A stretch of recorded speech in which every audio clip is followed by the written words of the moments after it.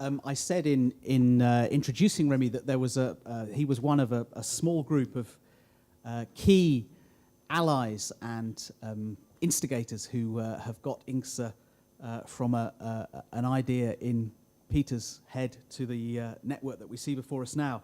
Another of that original small core group is Arimoto-san, who I'm going to hand over to now as the moderator of this next session.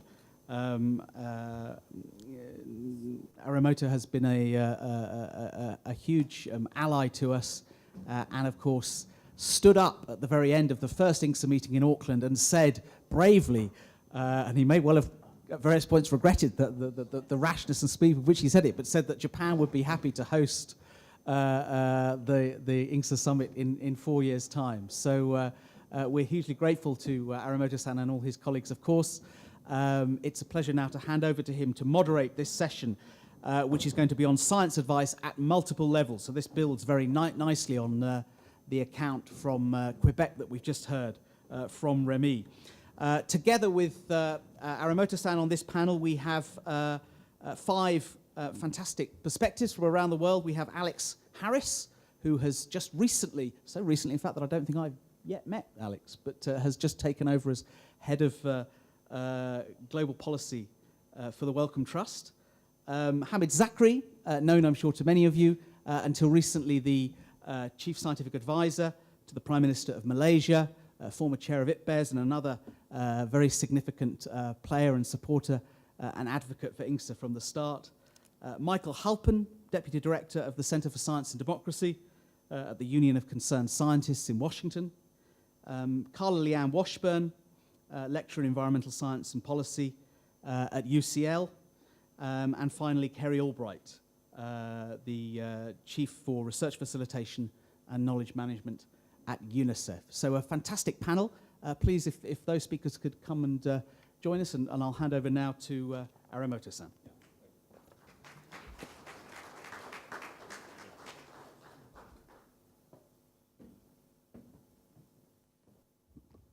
Please come up to the panelists this session.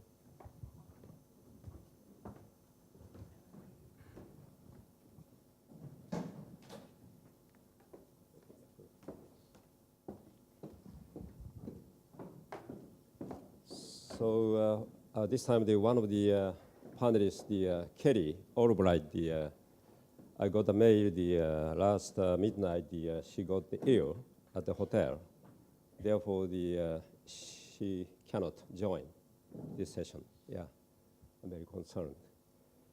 Anyway, this panel session, the title is the Science Advice at multiple levels, from local to global. What does it mean, multiple levels? And also the International Network for Government Science Advice. What does it mean, government, in the changing world, at the age of the post-truth and at the age of the SDG? So anyway, based upon the discussion yesterday, and Remy's very insightful remarks this morning, we need, this session is discuss and consider more details, and particularly the bottom-up, our experiences, you explain, very diverse, the speakers here.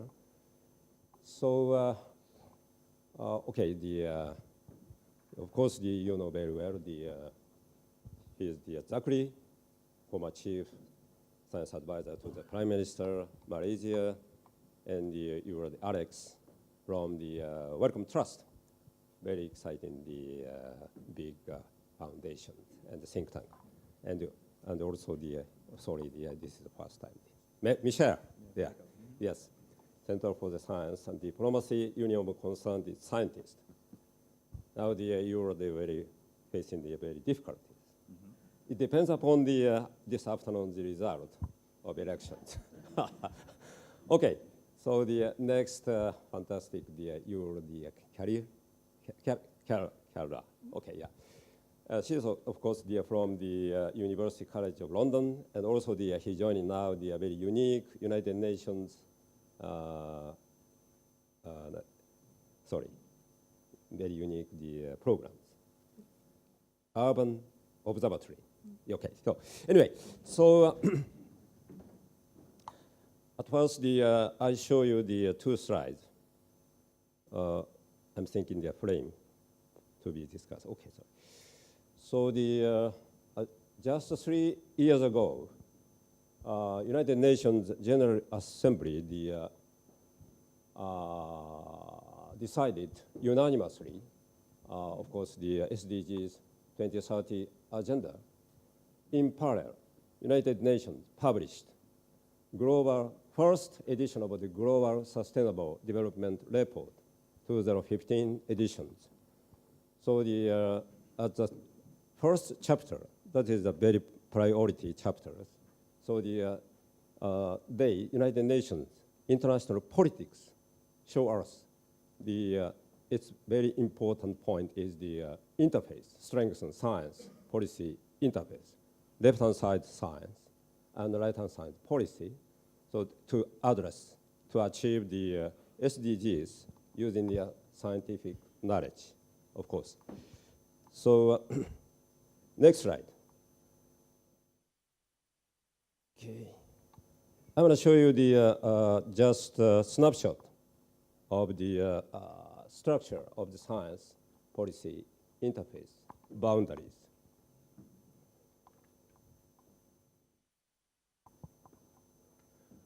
So in between science and policy and boundaries, we have boundaries. So yes, every panelist and the speakers mentioned different cultures and different manners, timescale, and the review process, science, and policy. But we need building up sustainable, robust boundary advice systems, institution, conditions, and the persons in charge of the science advice. But some countries building the robust and sustainable boundary institutions and the persons to be working in the future. But some countries lacking such kind of the boundary conditions. In between science and policies, of course, the science and policy continuum is very, very important changing world, particularly as I mentioned, at the age of the post-truth and at the age of SDGs. Issues staying here in between. And we need concerted actions with trust, bridging science and society, and science and policies, evidence-informed communications, building up the consensus, and finally the final policy decisions. So the role and responsibilities, science community and the policy communities are different. But the knowledge brokers play the very important, but the hard work. Yes, Remy mentioned. Sometimes position is not fixed, I think.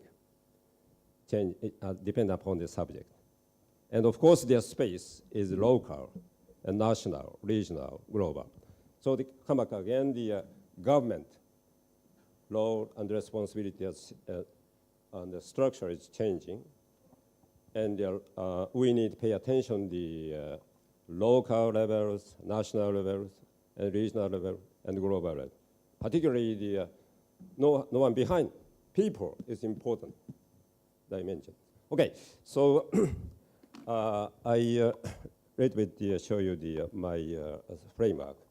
Anyway, at first I invite the first speaker.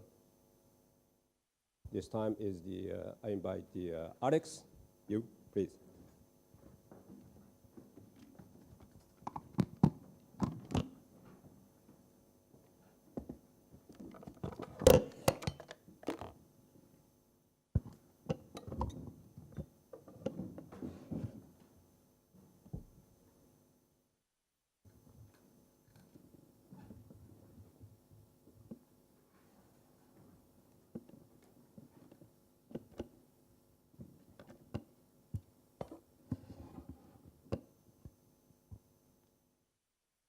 So I'm really pleased to be here. Thank you for inviting me. And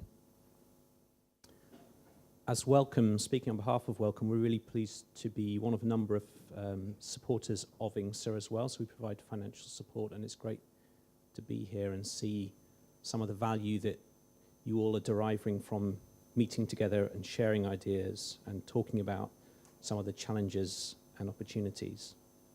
I guess in thinking about what I was going to say to you this morning, and I don't have any slides, by the way, I'm just speaking from notes, I come sort of declaring two interests. Firstly, in a professional capacity as head of global policy at the Wellcome Trust, as you've just heard, but also in a personal capacity. My background is as a lobbyist, working for many interest groups, both commercial and not-for-profit. And as I sat in the audience yesterday and listened to some of the fantastic talks, I was struck by some of the same challenges I've noted in a number of other areas where I've provided advocacy support. So I'll touch on some of those in my thoughts. Perhaps many of you know about the Wellcome Trust, but some of you may not be familiar. So we are a global charitable foundation. We are both politically and financially independent, and we support scientists and researchers to take on big problems. We're spending, I think last year we spent $1.5 billion on research, and our funding reaches about 14,000 researchers in 70 countries. There's a large funder of science. We're obviously naturally keen to make sure that the very best science is used in policy making. Listening to many of the excellent talks already in this conference on the state of the link between science advice and policy making in our world, I'm struck, and I guess I agree that we are in some areas battling severe headwinds, but I think there's much that we can do to improve the quality and strength of this link between science advice and policy making.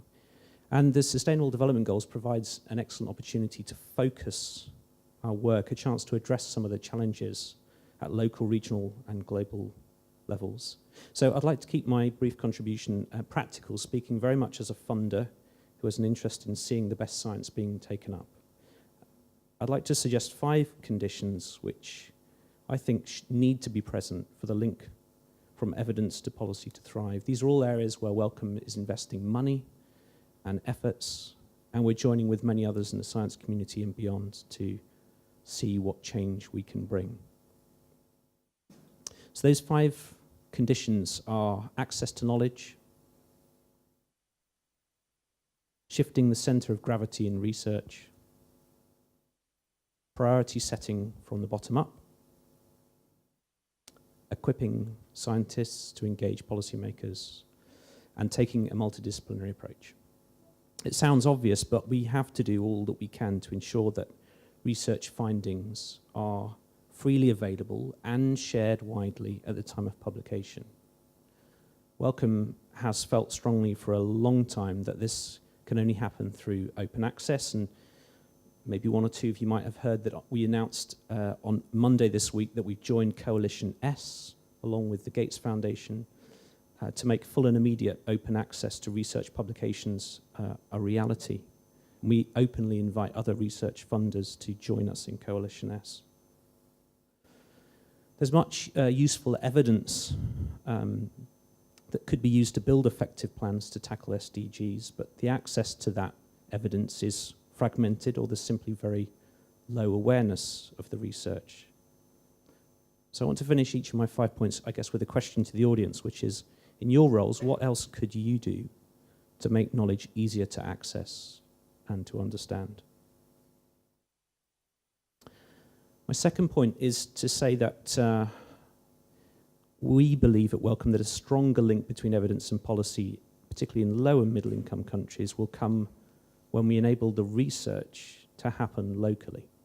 This is not some small point, actually, it's a very big challenge. We need to build local research capacity and capabilities to shorten that chain between evidence and policy. So what are we doing? We're supporting researchers in Africa and Asia to build a stronger research ecosystem. We have a number of centres of excellence in Africa and Asia that are empowering local researchers to work on issues where the burden of disease is most keenly felt. In Africa, we're establishing the Coalition for Research and Innovation, CARI, along with the Gates Foundation and National Institutes of Health. But we also recognise that we want world-class researchers we fund to become leaders who will influence policy. And I guess particularly I'm not talking about chief scientific advisors, I'm talking about the whole field of science. To do this, to equip future leaders, we're working to define the skills and qualities that research leaders in Africa and Asia need, so we can work with partners to commission leadership training that's tailored to their requirements. So my question is, in shifting the centre of gravity and getting the research done locally where the burden of disease is felt, what could you do to change how you do your work to empower research on SDGs to be done more locally? Thirdly, priority setting. In my view, it needs to work top-down and bottom-up. Getting it right is very difficult. It's a life's work, I'm sure, for many. For the Wellcome Trust, SDG 3, which is ensuring healthy lives and promoting well-being for all at all ages, is the one most relevant to the work that we're funding. Some of you might know a couple of weeks ago at the World Health Summit in Berlin, the draft action plan, or the roadmap for Sustainable Development Goal 3 was launched, and this saw 11 UN agencies sign up to the action plan and make a commitment to deliver a fully fledged version of that plan to the UN General Assembly in September 2019. Now, that high-level political commitment is hard to achieve and important, but it's not yet clear how that global level thinking feeds into regional and national thinking, or indeed how other important stakeholders like civil society and, of course, the science community can be engaged in this process. So Wellcome is actually co-leading with the World Health Organization the work on this action plan to do with research, innovation and access. And clearly we acknowledge that it can't be a top-down process, so we're working hard to ensure that the action plan priorities are set by low and middle income countries.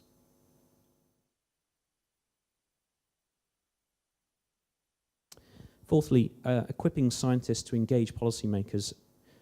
In countries where the classic infrastructure of science advice that we see in the global north is not present, we are aware of a gap, sometimes it's a chasm, between scientific evidence and policymaking. In time, it may be possible to recreate the structures, question whether it's necessarily desirable. Some countries, we could embed scientists in the machinery of government, we can create stronger academies. But in the meantime, we need to fill the vacuum. There's a need to equip researchers and scientists to engage policymakers and the public. So as I already mentioned, we're working with partners to develop training courses and provide a framework for future advocates. And we recognize that to do that well, we also need to build a network. And this is something that African countries have been asking both the Wellcome Trust and the Gates Foundation and others to help them with. And finally, I think it's key, and has already been noted, to take a multidisciplinary approach. As we've already discussed at this conference, pure scientific evidence is not sufficient for policymakers to make informed decisions. We need to frame our evidence in the global, in the regional, in the national context. Yesterday I was really struck by a comment from Klaus Tillmans from the World Bank, who said that what the poor really want is economic opportunity. And I agree with him. If we want to talk about, in our case, a particular healthcare intervention, then we must understand that in resource-constrained environments, it needs to be clear what the economic benefits of such an intervention will be. As a lobbyist, I would often say to my clients, I understand that you feel passionate about your cause, but tell me why you think this minister, this president, should care about what you want to happen. After all, as we've heard, decision makers are time poor. They're being lobbied by many interested parties all of the time related to SDGs. We have to make it as easy as possible for them to make the smart decision. So for this reason, Wellcome has a funding program for humanities and the social sciences, helping us to improve our understanding of what factors can help science advice to thrive. So my question to you is, how could the science advice that you or your organisations provide and generate be more rounded and take a more multidisciplinary approach? So in conclusion, I believe there's much for us to do, but there's also much we can do to improve the link between science advice and policy for the SDGs. But we need to challenge ourselves and ask what we can do differently. The same old systems won't work anymore. And I'm talking specifically about the countries for whom an effective plan for SDGs is most critical. Policymakers are under tremendous pressure from new and old sources of influence. We've spoken a lot about how science can't make policy, but it must inform it. And I hear in the margins of the meeting and from the speakers a range of opinions about how far we can take this, developing policy choices for decision makers, for example. So my question to you is, where's the appropriate boundary for science advice? Can we really be non-political? Thank you. Great, thank you. Thank you so much. Very insightful remarks, Alex. So you mentioned to be discussed. This session is I pick up some point is a shift in gravities of science, new age, and the priority setting process and multidisciplinary approach. I remember just mentioned small. 3 years ago, when the United Nations started platform, STI, Science and Technology Innovation for SDGs platform, at that time led by the Bill Colgrazer. So Bill, I remember the mention at the time is the SDG, given the human beings golden gift in the 21st centuries. But in parallel, SDG, given the global science community, transforming our values, science values, and the science, technology, and innovation systems. Thank you. Okay, next speaker is Zakri-san, please.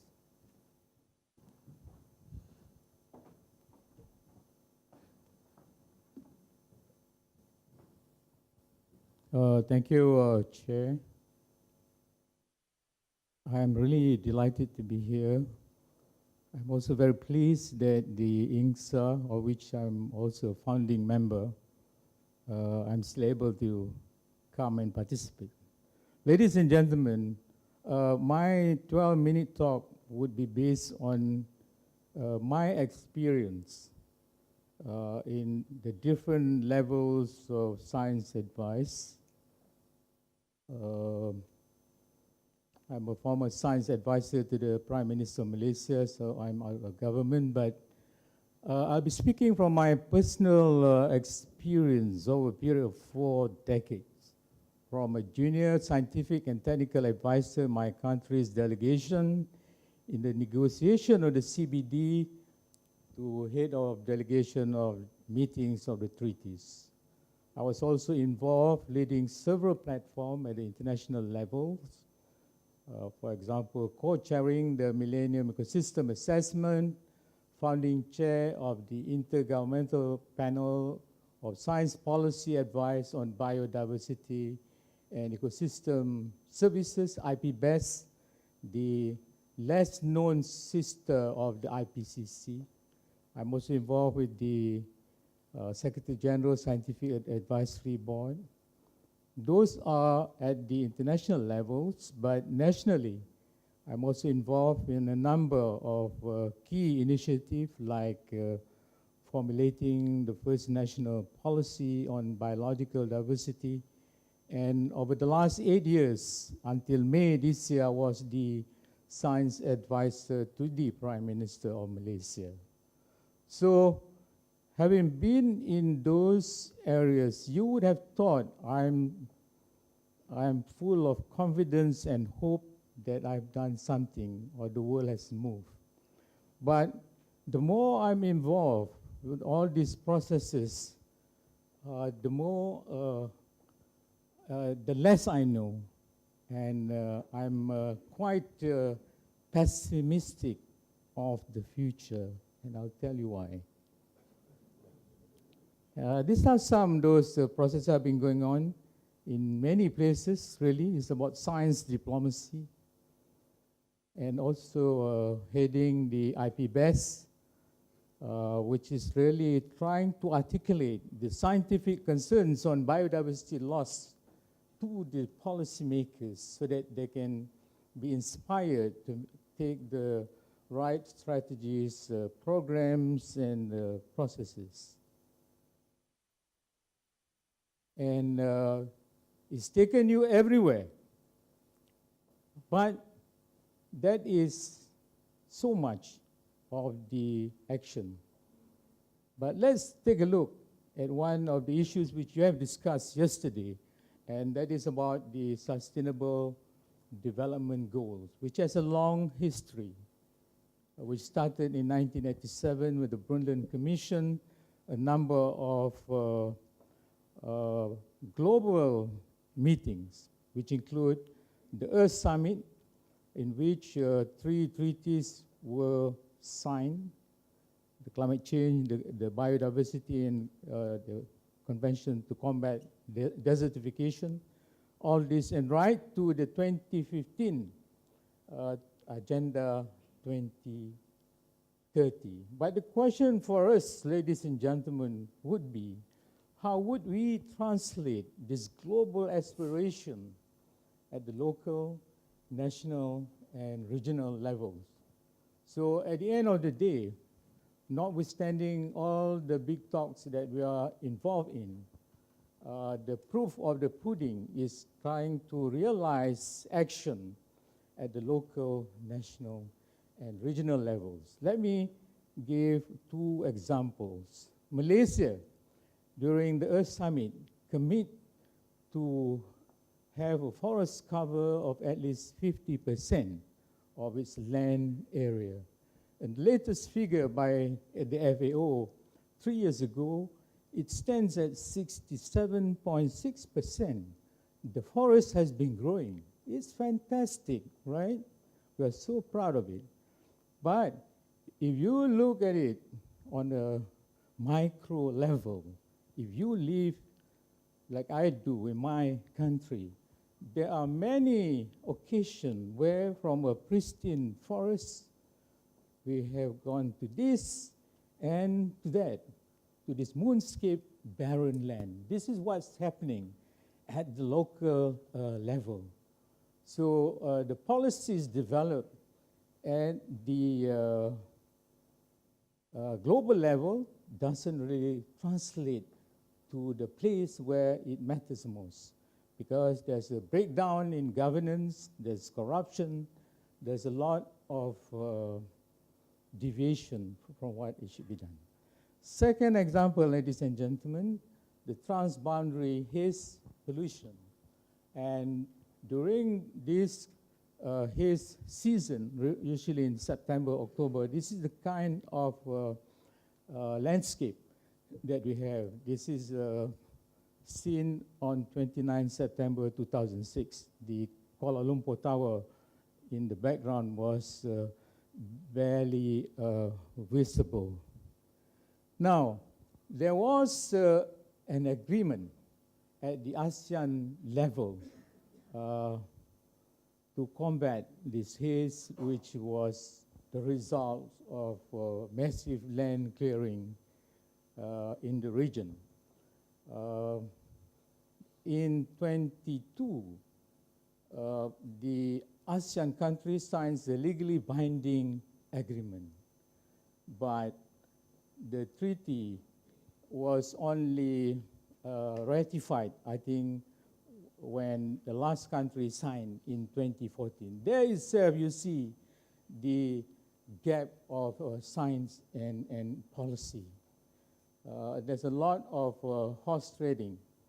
At one point, the government was frustrated. I remember I was asked to go, not to talk to the counterpart governments, but to my colleagues in the region, in particular what we call now as the second track diplomacy. We talk to our colleagues in the countries with academics. And you know, science has the answer. We have the answer to combat Haze, but is there a political will? And the last bullet says it all. The treaty failed to prevent the annual return of the Haze between 2004 and 2010, and again in 2013, 14, and 2015. So that is the challenge in this group on how we could make our message more compelling to the policymakers and the politicians. And ladies and gentlemen, the politician is willing to listen to us, of course. Science advice, but as many of us, and Remy has mentioned that too earlier, to any political leaders, they are concerned with just these two aspects. One, would whatever recommendation that we provided to them, would it create jobs for the people? Would the well-being of the electorate be taken care of? Would there be more income? Would poverty be alleviated? Healthier living, cleaner environment?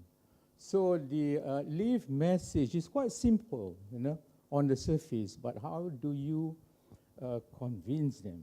So in the science policy nexus that was mentioned by the chair, engaging the politician is crucial. You need to send a message home to them. For instance, we look at the Sustainable Development Goals, which has been agreed by the majority of countries in 2015. It's almost a global consensus. But to what extent these goals would be achieved in the respective countries is still a matter of conjecture. The work is still in progress, but I believe politicians and business leaders and academics need to foster dialogue on sustainable development on an ongoing message, on an ongoing process. It feels good really talking in a talk shop, including this one today. But the stark reality remains. For instance, in my area, in biodiversity, the facts on the ground is not encouraging at all. For instance, species are disappearing at up to 1,000 times the natural rate of disappearance because of human activity and now climate change. In spite of all the talk, you know, as Ban Ki-moon mentioned in 2010, too many people still fail to grasp the implication of this destruction. And as we speak, in fact, last week, the World Wildlife Fund, in its latest report, was saying wildlife population have plummeted by 60% since 1970. So we have failed, ladies and gentlemen. And this is one of the reasons I said earlier, the more I know, the less I am optimistic about things. But all the same, ladies and gentlemen, INGSA, I think, is the key.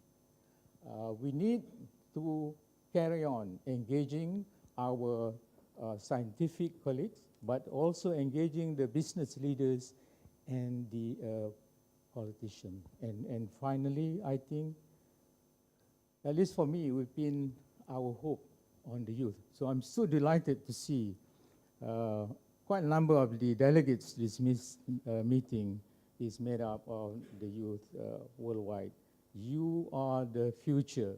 I think to a certain extent, my generation and Peter's, we have not achieved what we have set out to do.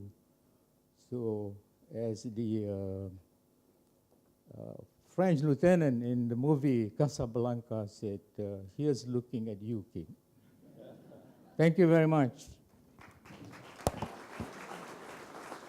Thank you so much. Thank you so much, Zakri Sensei. You may understand we have a long history, even in the science and advice systems and the science policy interface. So the current systems, current boundary conditions reflecting histories. So also he warmed the message to the next generation is important. So next speaker, please, you, Michelle, from the United States Union of Concerned Scientists. All right, I think my job is to be the optimist on the panel, which might be a little surprising coming from the United States at this point. There's still hope. There's still hope. It's really an honor to be before you today to spend time talking about science advice from the local to the national to the international level. Thank you, Arimoto-san, for the opportunity to be here, and to our great hosts for giving us such an incredible experience. I work for the Union of Concerned Scientists. We were started by a number of physicists at MIT back in 1969 who were interested in creating more of a role for scientists in public life. And while in some topic areas in the United States, science advice has changed quite a bit lately, the list of challenges we have with science-based policymaking in some areas is short and in some areas is rather long. We know that there's no confirmed science advisor, but what is more damaging over the longer term is the dismantling of scientific capacity and the redefinition of what actually constitutes science and science advice. So right now, the Environmental Protection Agency, for example, is advancing a plan to restrict the types of science that can be used in making policy by requiring researchers to make all raw data available publicly before that can be considered in policymaking. Several agencies and departments have put political appointees in charge of reviewing grants, cut the scientific workforce considerably, and either severed or greatly curtailed science policy fellowships that really served as a main pipeline for scientists to enter public service at a young age. The Department of Interior ordered the National Academies of Science to stop work on department-funded projects, which is the first time that's happened since the academies were founded by President Lincoln. So I wanted to talk a little bit, rather than going through all of this litany of problems, to come back to the idea of knowledge is power. Is knowledge really power? Well, knowledge enables power, but knowledge and information itself is not power. Effective science advice is about more than relationships and communication and infrastructure within government. Effective science advice also means building external power that makes this kind of activity and this kind of advice actually politically palatable. There are a lot of entities that make independent science advice much more difficult that don't have anything to do with governments at all. And they put forth a lot of information, and they wield significant power. And this is something that I think this community seems a bit reticent to address or even to acknowledge, that the forces that are taking action to actually undermine scientific advice exist, and they do so because they see it as a threat to their bottom line. One example, the US is currently considering how to protect the public from a class of chemicals called PFAS that are found in all kinds of products, including firefighting foam that has contaminated groundwater and numerous military bases. There's a new group called the Responsible Science Policy Coalition. When they use words like responsible and sound science, it suggests that everyone else is just throwing numbers out of thin air. This new group is based out of a law firm in Washington, D.C. that boasts that it helps clients, quote, secure successful tolerance reassessments.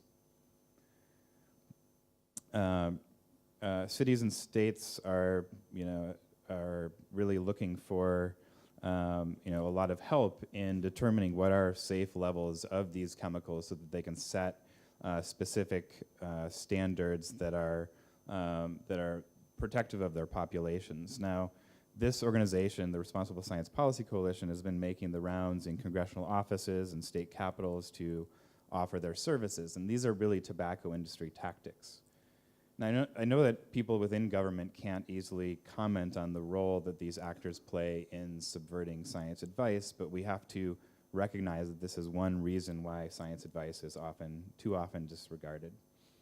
So, how are scientists responding to the current political moment?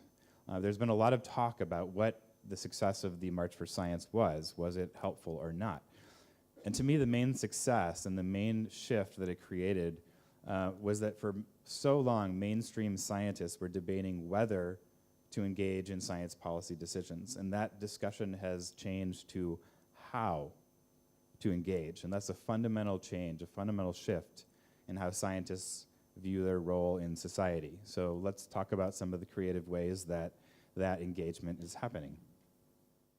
Scientists didn't even wait until the inauguration. Under the auspices of a newly formed group called the Data Refuge Project, scientists and librarians and archivists archived terabytes of data at events nationwide, data that was identified as potentially vulnerable to removal from federal websites or being made less accessible. And in the process, they focused a lot of media and public attention on the fact that the federal government actually collects data, and the fact that continued collection of information and data is really important. And as a result, we've seen a lot of attention brought to federal websites and federal information sources when activity is decreased, and we've been able to significantly stem the amount of information that has come down because the political price is too high. Last year, Congress proposed taxing graduate student awards as income, which would have made it impossible for many to attend graduate school. So thousands of scientists, graduate students, rallied around the country, sharing their personal stories and eventually convincing both Republicans and Democrats to back off of this proposal. The Environmental Protection Agency banned scientists who receive agency grants from providing science advice to the agency. That's right, the people that the EPA decided are the most deserving of EPA funding are banned from providing science advice to the EPA. So at least one scientific society started making plans to set up its own science advisory committees to assess the quality of EPA's work.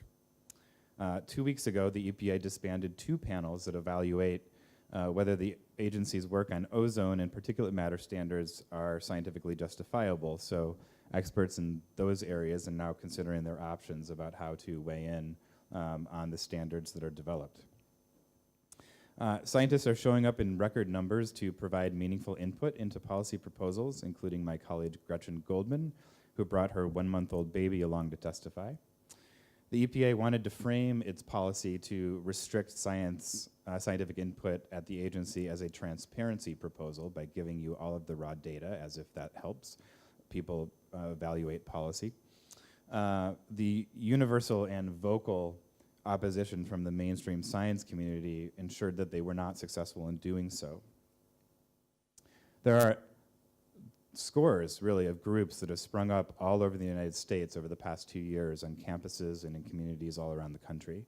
And the Union of Concerned Scientists and other established groups have been providing their leaders with guidance and training, connecting them to one another and identifying ways that they can engage both now and in the future. And these leaders of these new organizations, whether it's the Yale Science Diplomats or 500 Women Scientists chapters around the country, are all developing these muscles that allow them to organize their peers to provide science advice at all levels.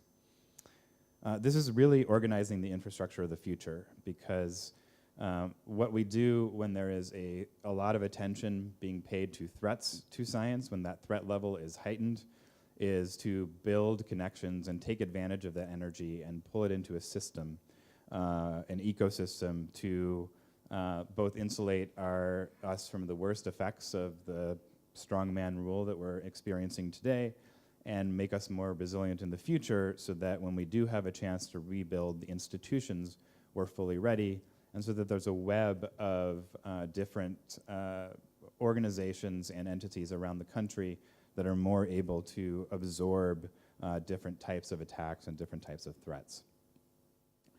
Scientists are also increasingly likely to want to engage in their own communities. Through the Science for the Public Good Fund that we've created, UCS has provided a series of microgrants to support local organizing, whether it's community education events around clean water in Baltimore, or trainings for graduate students on submitting public comments in Seattle, or organizing medical professionals in Georgia, the state, to educate their policymakers about air pollution. In Montana this year, several organizations co-hosted a day-long science advocacy training with state legislators from both parties, joining 30 mostly early career scientists to hold a group strategy meeting to explore possibilities on science-informed actions on a variety of issues. And in the end, they began collecting ideas from the crowd about what kinds of follow-on activities might draw more people to their group. The decentralized organizing is extremely important because attacks on science are not just attacks on science. We also have attacks on the media, the judiciary, intelligence agencies, the media, the military. And when everything gets politicized, when everything is perceived as having an agenda, obviously science-based policymaking becomes more difficult. The creativity in the movement, I think, is so important because it enables us to resist what Darren Walker, the president of the Ford Foundation, calls the poverty of imagination. The poverty of imagination eats away at our capacities for generosity and empathy. It diminishes our discourse and makes our interactions petty and small. It breeds distrust for institutions and increasingly information. So ultimately, despite what can be done at the local level, many states and localities are dependent upon the federal government for data and guidance. And that's why we want to bring all this work together in a coherent movement. So individual scientists working in partnership with scientific societies and civil society organizations can help make this long-term sustained vision more of a reality. Ultimately, this also means getting involved in questions of democracy. So science-based policymaking suffers when elected officials are less responsive because of flawed campaign finance systems or gerrymandered districts or efforts to prevent certain segments from voting or net neutrality or a host of other issues. And if you don't think that every one of those issues has a scientific component, please come talk to me after the session. So scientists are framing the discussion around science policy issues. They're building longer-term power and capacity. They're leveraging their expertise locally. They're including colleagues at all experience levels, and they're exploring democracy reforms. Now, our politics in the US are not currently fully capable of transformative science-based policymaking, but they have been in the past. So let's look at Ronald Reagan when he signed the Montreal Protocol. Here's what he said. The Montreal Protocol is a model of cooperation. It is a product of the recognition and international consensus that ozone depletion is a global problem, both in terms of its causes and its effects. The protocol is the result of an extraordinary process of scientific study, negotiations among representatives of the business and environmental communities, and international diplomacy. It is a monumental achievement. So in these ways, we can build up our politics to be capable again of these types of monumental achievements, and scientists can still continue to serve as the arbiters of credibility in public life. So thanks.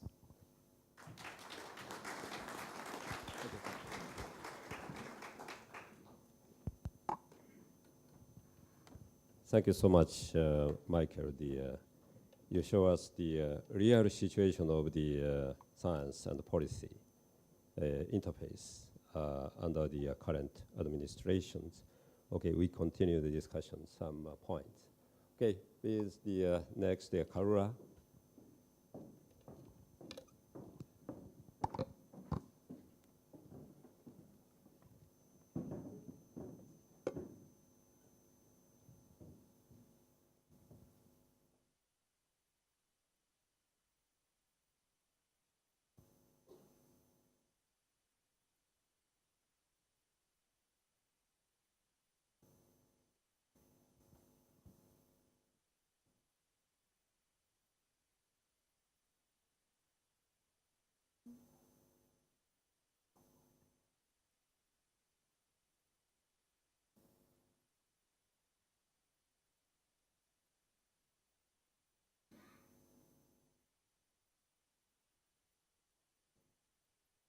Apologies, a slight technical technical pause.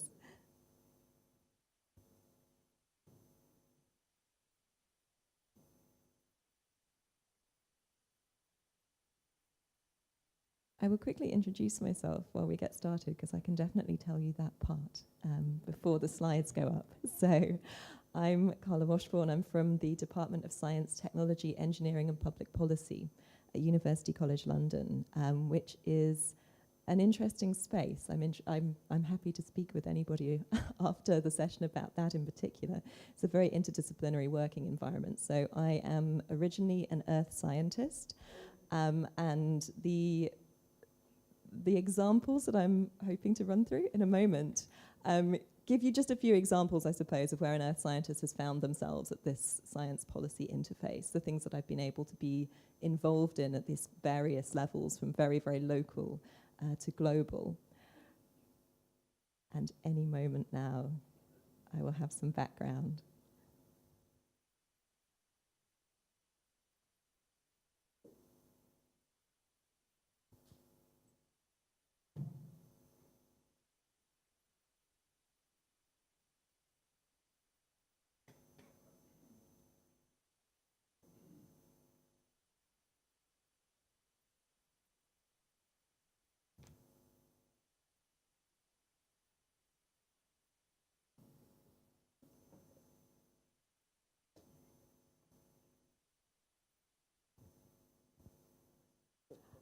Can't get any.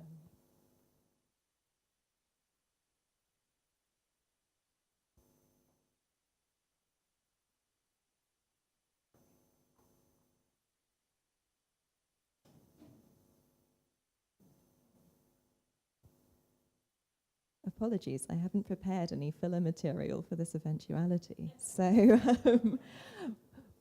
what I will say is that all of the examples that I'm going to show are sort of conveniently located around, but actually bypassing government. So it's probably important to point that out at the beginning. And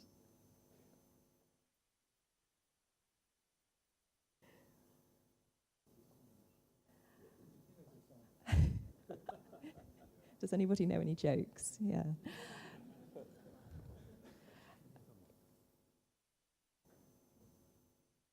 Okay.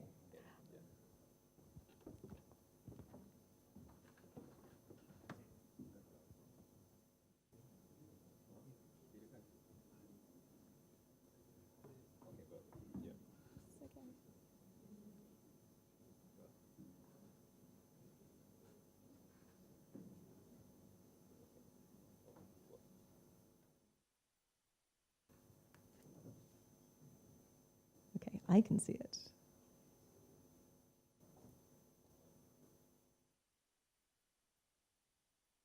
And now you can see it. Excellent. Thank you. Okay, so proper start. Science advice at multiple levels from local to global. Being an earth scientist, being an environmental scientist, I felt the need to start this presentation with an amusing but bleak image. What I actually included this image for, though, was because I think for me it really, really encapsulated the very, very local and very, very global. This is a piece of street art that I found tucked away, very small, down the street in Melbourne, proclaiming a very, very big global message through the medium of street art and through the shape of an Aussie rules football. So it was just that interesting juxtaposition of very, very local concerns building to very, very global messages, which I hope the cases that I'm going to run through quickly now will all touch upon. So these were the guiding questions that I was asked to touch upon for this session. So looking at whether knowledge brokers from multiple levels can play a part in developing consensus, under what conditions this may or may not work, and if and how science can play a bridging role in that. So quickly moving on to some of the examples. The ones that I'm going to pick on here, there's a very, very local example, a city level example, and a global example. So as I've said, sort of bypassing government, but all feeding in to the governmental element here. And all projects, as I say, that I found myself privileged to be involved in. So the first one is a community level science advice, as I'm calling it, as part of the UCL Engineering Exchange. So the UCL Engineering Exchange is the brainchild of this woman here, Cerebel. It's existed for a few years, and it's essentially a network of engineers, built environment specialists, various practitioners, and local communities working together to put UCL expertise into practice in areas that are actually important and critical to the people living around the UCL campus, and actually more broadly in the City of London. Is this really science advice? I suppose is the question that's probably popping up in lots of people's minds. I would say so. Actually, the interactions we have here have many of the characteristics of the things that we've been talking about for the last day or so. Engineering Exchange convenes decision makers, academics, practitioners, and it comes from this position of doing research together, feeding existing research in, developing skills and learning together. So I would say that this is actually a really, really interesting case at that local level. And some of the products have been workshops, they've been training sessions. There've been things like this Green Infrastructure Report for London, which was a review of the evidence written in quite a non-technical way, currently being converted into fact sheets to be used as an evidence base by communities, making actually trying to make points around the planning of their local areas, trying to make points around the policies that then dictate into their local areas. So giving them an evidence base and giving them the skills to speak into that decision-making language in London and more broadly. The second case, as I've said, is at the kind of city metro level, and this is an engagement that I've had for a few years now with the Halpern City Region Observatory in Johannesburg. Particularly here focusing on one element of the many programs that they run, the Green Infrastructure City Lab. And I'm picking this out as a particularly interesting example of science advice at the city level. It's a platform that was put together to facilitate co-production of policy-relevant knowledge between different actors within the city. In this case, with a particular end to try to develop something of a green infrastructure plan for the Halpern City region. So this interaction has produced many things. The City Lab itself was a physical set of meetings, which continued for a number of years and brought together people from all of these different communities. But it also produced various briefings as a result of those meetings, actually created reports on the basis of the conversations that were had, the priorities that were highlighted by these different actors. Some of this being very, very technically based things, lots and lots of insights into the spatial distribution of different opportunities and challenges in this green space decision-making across the city region, but also actually taking people's accounts, taking people's feelings, taking images, and taking that bigger experience into this decision-making setting through some of the reportage and some of the materials that were coming out of this. And the third case, a very recent interaction I've had from an ongoing relationship with UN Habitat, was actually to be involved in their reporting of SDG 11. So this interesting sort of meta reporting, which I think was alluded to yesterday, in the generation of reports on how to report on the complexity that is the SDGs, and in this case, the complexity that is SDG 11. I found this a really fascinating interaction, because ultimately I was part of this ongoing series of workshops, of physical encounters, of digital encounters, of face-to-face encounters with various experts, internal and external, people across UN Habitat, but also people across the broader UN agencies, trying to bring together this reportage. I actually found it interesting and quite refreshing, the openness with which some of the indicators were talked about when putting this report together. The fact that actually they were put into different tiers, tier 1, tier 2, tier 3, depending on the level of certainty on the indicator, whether it could be measured, whether cities were actually reporting on this currently, and to try to get an understanding of actually whether we did have a grasp on these things or not. So it is out there. This is in the public realm. So you can go and look at this report and actually see the understanding that actually that collective insight felt we had on SDG 11 and the reportage that could actually be done at this point. And this was taken to the UN High-Level Political Forum, where it was presented very recently over the summer, with insights going forwards from this.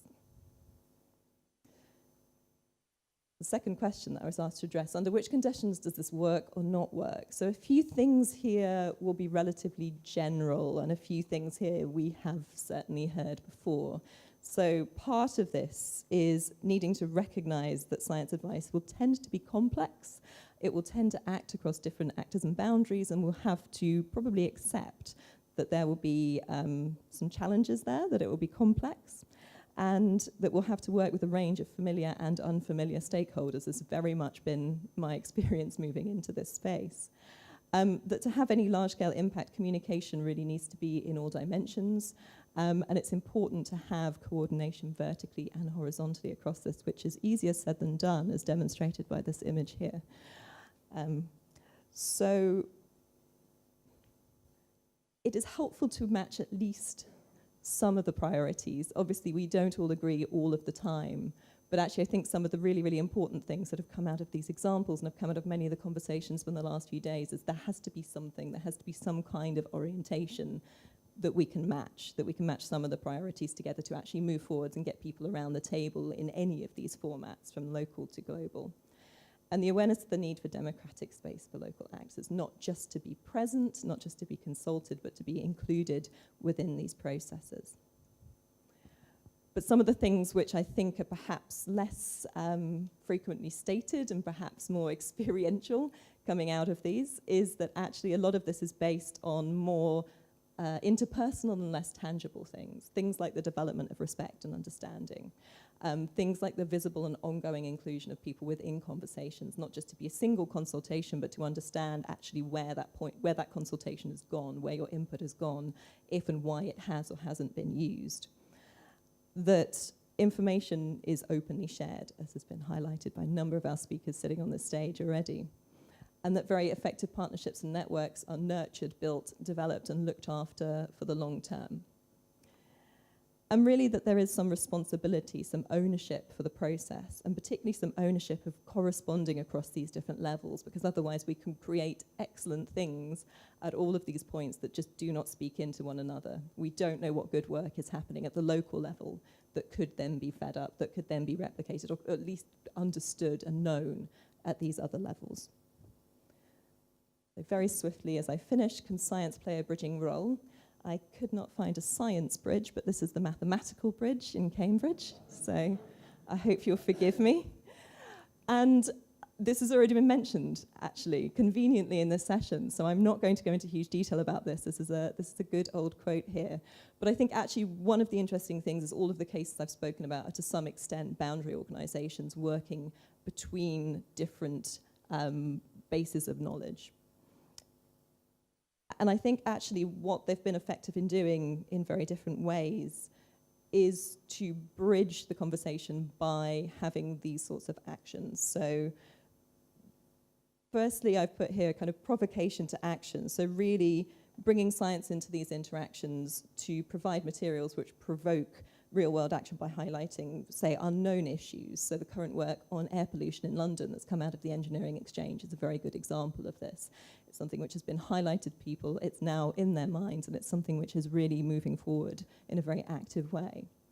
Creating new insights and perspectives on a topic, which I have absolutely seen in the GCRO Green Infrastructure City Lab, really bringing together this network who many had not particularly really had any interaction with one another before this, perhaps had not really had that much interaction with the topic, but are actually now moving forwards in their own ways, in their own settings, through developing these new insights and actually some shared perspectives on the potential for green space in the city region. And acting as tools for change and more change and more change, and this kind of aggregating change, which could be argued by the production of, let's say, the SDG 11 report with UN Habitat, this basis that you can set out to actually then set the stage, think about what we're doing, and give tools for moving forward. Can science play a bridging role? I don't know if you can very clearly read the sign that I've put up there. But this was one of my favourite signs from the March for Science, which happened a couple of years ago in London, which says, "They're taking us back to the dark ages. Politicians have beaten scientists at time travel." So this is included here just to make the point that there are and should continue to be probably healthy tensions between the communities involved in all of these discussions, between scientists, between policy, and between politics. So these tensions within the science advice ecosystem. But as scientists, as engineers, as decision makers, we can all start these conversations. We can all engage in this space. We can all have these tensions. We can all get them out into the open. But I think we can continue to move forwards however we do that, however we engage, but we do need to engage with it. And all kinds of dialogue count as dialogue. So that is where I'm going to finish.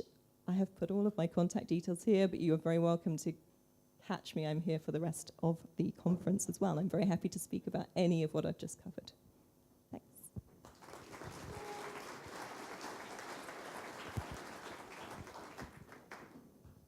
Thank you so much. Because several weeks ago, I sent my question and the homework, the panelists, such kind of the items, and she you got the A+ grade, and I advised the GRIPS president Tanaka. Temporarily, you hire the advisor to the PhD thesis on the bridging science at policy. We have a lot of the graduate students in the field of such interest in the topics. Anyway, another one is you show us the very unique, Cambridge mathematician bridge is important. Everybody remind such a picture, beautiful picture. Okay. Thank you so much for distinguished panelists. You show us the very insightful and interesting remarks and the points to be discussed. So we have only 20 minutes. So, but before open to the audience discuss I invite one more comments each from the panelists, because the first one is my question is Alex is you show us the Wellcome Trust strategy. That is very, very important under the changing world. Not only the public research money, but also the philanthropic money and the strategy. It's very, very important to transform the science systems, including the science advice systems. Do you have any more detailed comments? Okay, next one is the Zakri sensei. Based upon your experience in history, do you have any advice we are living in Asia? So my observation is in Asia, we are still lacking science advice systems and persons and the conditions. So how to do in the future in Asian areas. Yes, you have a lot of the experiences, not only the national, but also the APEC and the ASEAN countries. Okay, so Alex, Michelle. So I ask you to another one is you or the non-government is important. Yes, you have a lot of show us activities as an organization. How to do? Okay, National Academy of Science is also the non-profit, NGO, but the role and responsibility different. This kind of changing world. So could you pay us more attention to such kind of activities, public and the non-public organizations activities, particularly yes, you mentioned the Union of Consulting Scientists.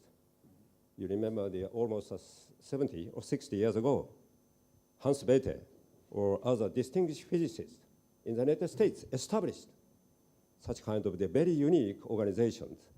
Now even the mainstream scientists and science community should reform our system. Okay, another one is please. So you show us some portion of the your activities, particularly the United Nations Habitat and Cities, Goal 11. My personal thinking is the Goal 11 is important because the city and habitat consistent. Every goals, 17 goals, water and the consumption and the production and the energy and the education, etc., etc. Could you pay more, show us the more details? Okay, so at first, the Alex from Wellcome Trust. Thank you. I feel like my presentation was a B- now.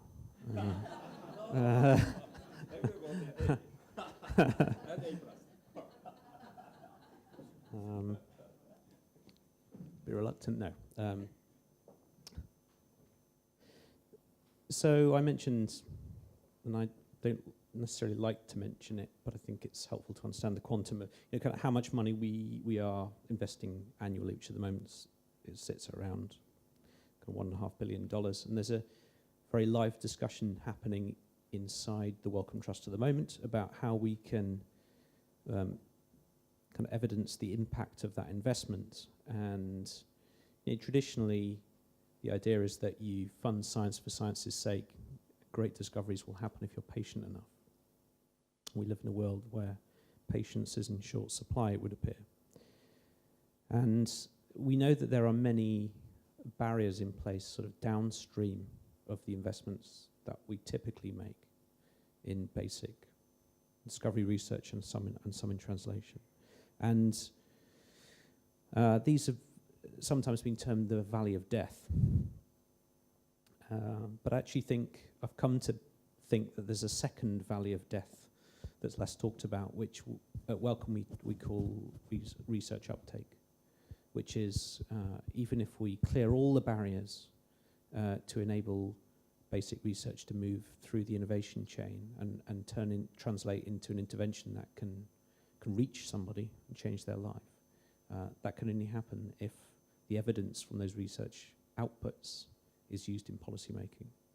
So we're very exercised, energized, concerned and optimistic about what can be done, what needs to be done. I think I already mentioned there are many, many countries where the kinds of systems we're talking about of science advice don't exist, where we're not sure when they'll exist and if they need to exist in the same way that they do in some developed nations.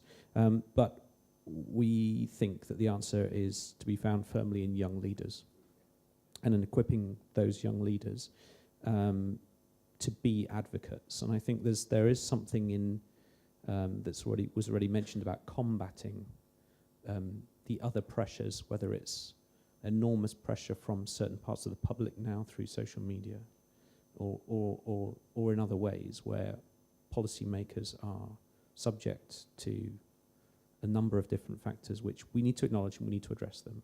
And so we think that we certainly don't have the answers, but we believe by talking more in dialogue and through training that we can equip young leaders. And if you look back in history, the evidence suggests that many of those scientists will become government ministers, or at least one of them will in due course. And so it's a modest investment for us to make a substantive and lasting change. And I'm talking particularly about low and middle income countries. Thank you. You asked me to comment on Asia. I think the point has to be made to the politicians and policymakers about the role of science, technology, and innovation as an engine for economic development. So you have to graduate beyond the technicalities and illustrate points on how science can contribute to a better life. You recall sometime, I think in 1943, Sir Winston Churchill, in an address at Harvard University, said, "The empires of the future are the empires of the mind." How true that is. Look at Japan, look at South Korea and Germany. These are empires of the mind And they are what they are today because of that. Asia has a lot of catching up to do. Internally, each country at least has to mobilize the talents that they have among academics, among researchers, to sort of group together. And there are already processes like the National Academy of Sciences playing a role. And INGSA recently has done that, at least for Asia. We have the Asia chapter for INGSA. Professor Abi there is the chair. And I know he has been doing excellent work. So we have to keep on doing it, you know. Science and technology is complex. It's multidisciplinary, multi-sectoral. And the discipline also should and would include the humanities and the social sciences, not just the hard sciences. Thank you.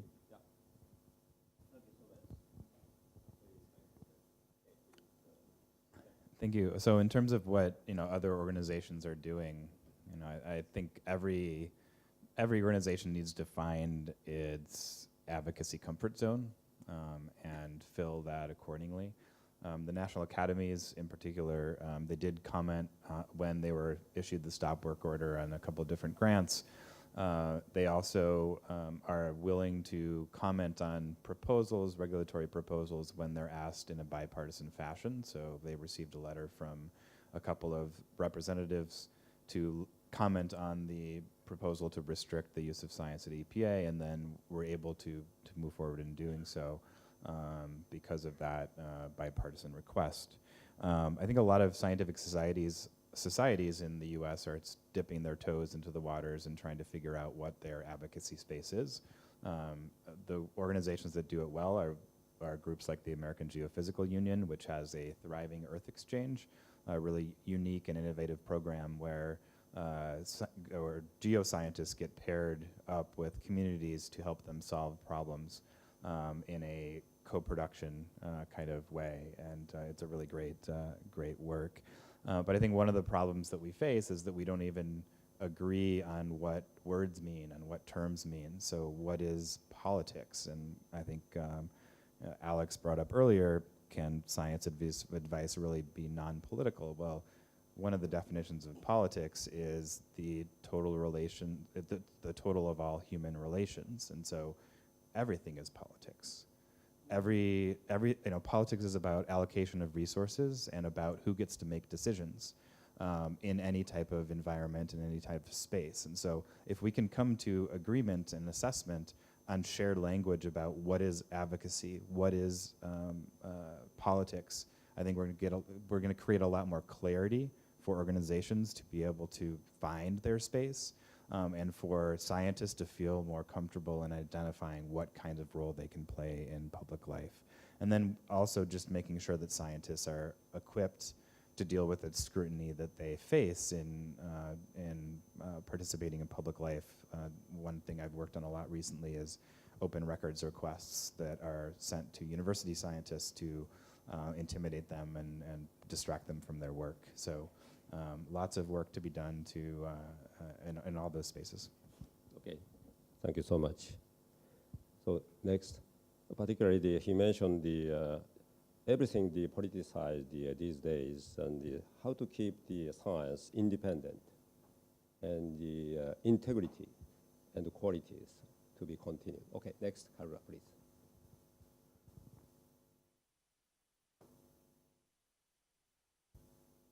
Better?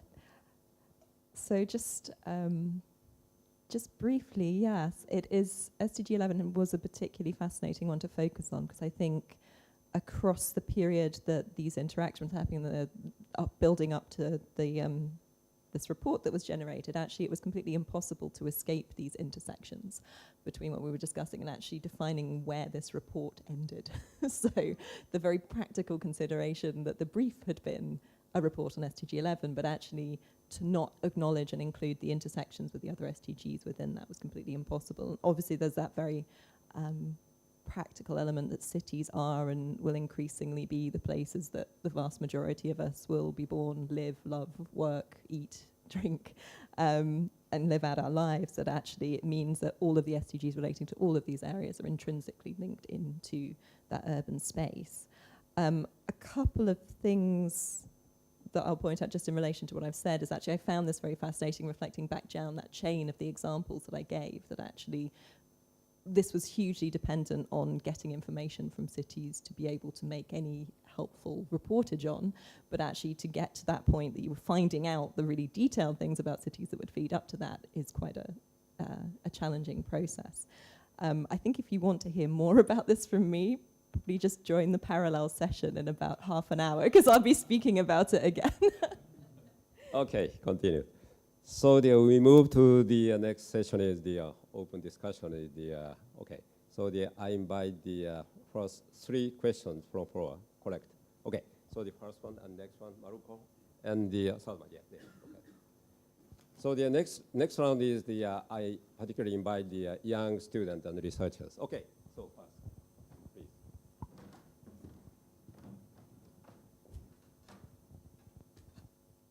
Hi, I'm Maggie from Asia Research News. I have to say I feel very connected with this panel.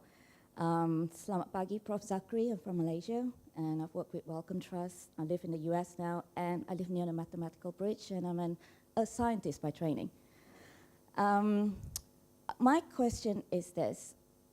Communication, I've heard over and over again, communication from the root level is very important.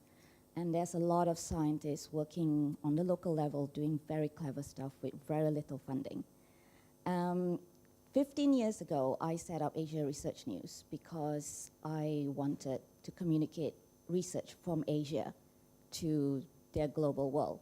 And it's totally privately funded, and it's done very well.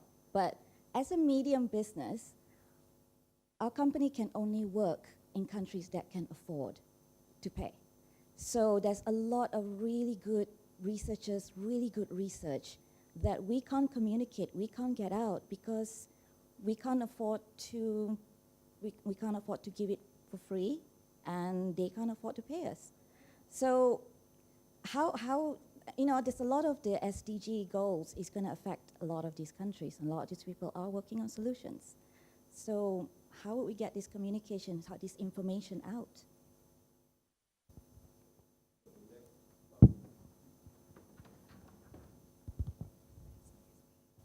Jan Marco Müller from IASA in Vienna. I have 2 questions for Professor Zakri. The first one, could you share a bit your lessons learned of the UN Secretary General Science Advisory Board? So was it useful? Was it listened to? What would you have done differently, perhaps? The second question is, you have been both science advisor at the national level and at the global level. What would be your suggestions to better link national and global advisory systems?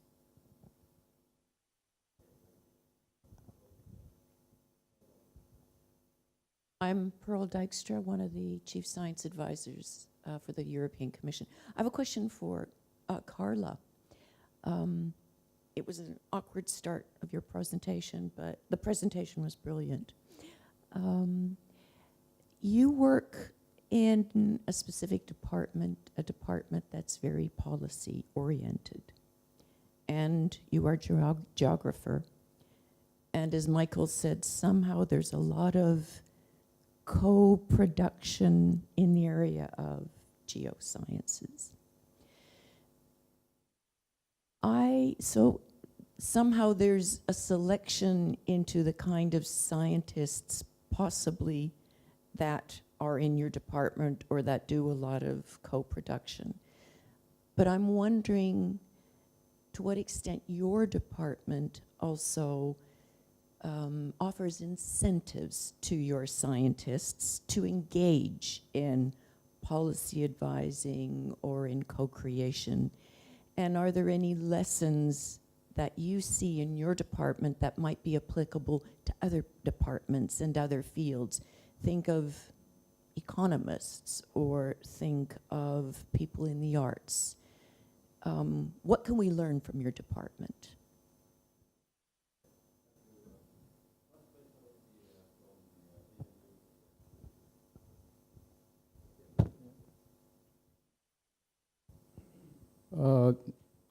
Maggie, I think my take on this would be for you to build a partnership with some like-minded organization. As you know, the flavor of the century is the Sustainable Development Goals, or SDG. So one partnership, I don't want to mention INGSA, but one partner you may want to engage is the UN Sustainable Development Solutions Network, directed by Jeffrey Sachs out of Colombia. This is a global network, but it has a very comprehensive national chapters. For Malaysia, I was the chair until recently. So the network, even at the local level, would comprise not only of academics, but also industry figures, NGOs. But the point is to get, to show that the science message to the politicians or policymakers have an economic value. It's always that, you know, economic is the thing that drives the world, I think. Ethics is, of course, necessary too. But you need to have backers for that.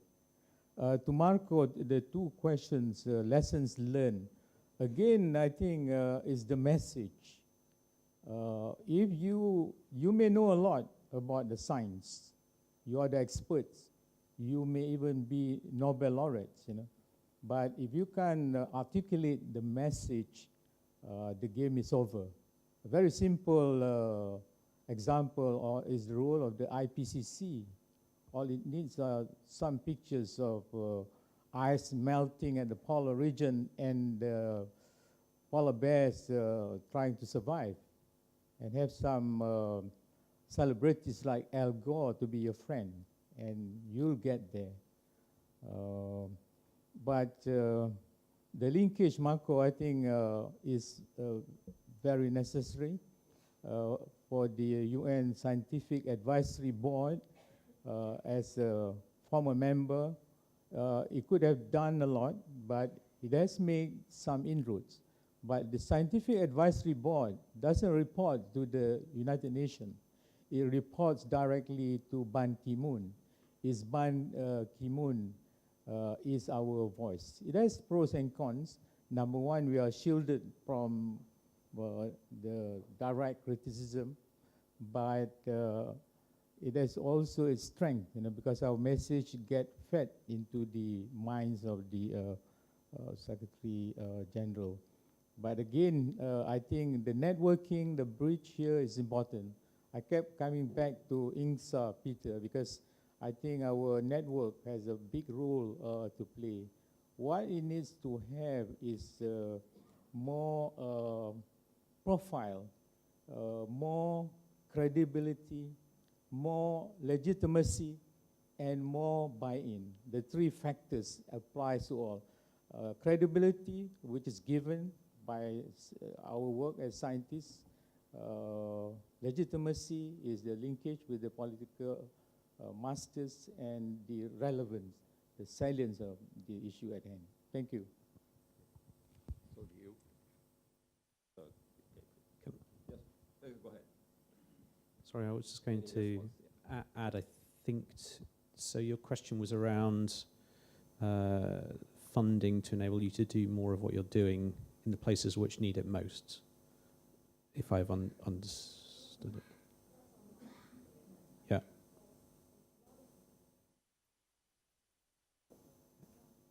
Yeah. Yeah. Yeah.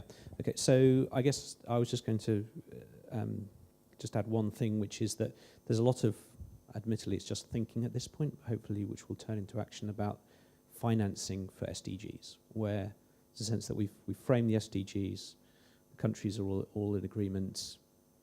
The cost of well, first of all, you have to come up with a plan. The cost of implementing that plan, who pays for that? And so in the area of health, where we're concerned, you know, we are lobbying hard and calling for money to be available, not just to implement the work, but to communicate it, to do the policy work that's required around that. And so, we would like to see comms and policy be less of a luxury and more of a necessity when it comes to this kind of work. So the World Bank has done some thinking into this, and hopefully we'll see over the next 12 months some announcements of financing facilities which might make this kind of work easier. But I feel your pain, or at least I hear it and understand that in the places that perhaps would benefit from it most, they're least able to pay. If we have time, just quick. Oh, sorry. Can I just add to that? Oh, okay. Okay. Very, very swiftly on that one. Depends what the cases are, but I found some of the Future Earth policy transfer kind of platforms to be quite useful. So if you have specific cases, it makes it quite easy to get them out there and actually write a case and present that. On the question about the department and geosciences, yes, a number of earth scientists I've spoken to in policy at various levels have said they think we make good policy-facing people because we basically deal with massive scales and massive amounts of time in our day-to-day work, so we have infinite patience. So I think there's a lot of earth scientists that interface. The department itself, I would say, the key things have really been to have a little bit of finance at the beginning, not a huge amount, but enough to bring a diversity of people in and do some sort of pump priming activities to get these sorts of projects started. So actually the department that I work in now is a huge mix. It's people who've come from physics, engineering, from geosciences, from various bits of civil service. So all of us have very, very varied backgrounds. But yes, it was the investment of a little bit of money and a lot of time to try and fail conversations between ourselves, and then to go out and take the bits that worked forwards. To have quite an open space to be able to have those conversations was really critical, especially at the beginning. So to take a bit of time to set up and work out where one another were coming from, which I think has made it easier to then, as I say, go out into these other settings and be able to position ourselves.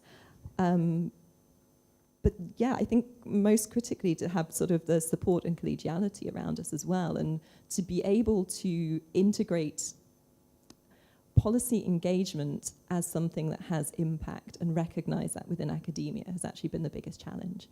And I think this is a challenge that's still ongoing for us to collectively make the case, and we are physically writing a book on this, that actually the things that we're doing are impactful and are important and can actually be shown to be so.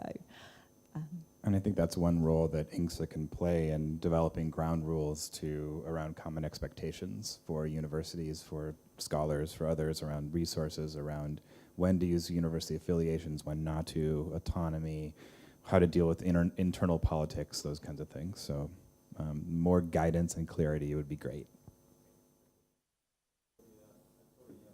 We cannot continue the open discussion. Do you have any short comments, more comments, 30 seconds? It's okay? Okay. Okay, thank you so much. Please give them another applause.